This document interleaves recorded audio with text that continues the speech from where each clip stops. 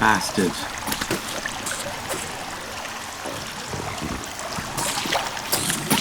Oh, it's getting a little bit dark, Lucas. Look at him.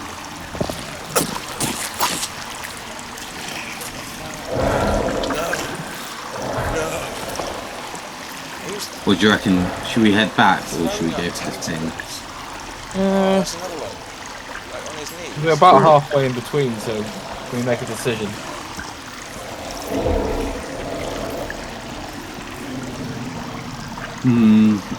I reckon go back. Alright, Chrissy. Fuck you! Fuck! Oh What shit! I got fucked up by a mutant. But like, I did literally shit myself. Oh shit, I'm respawning, but I'm not living in here. I thought I was creeping away.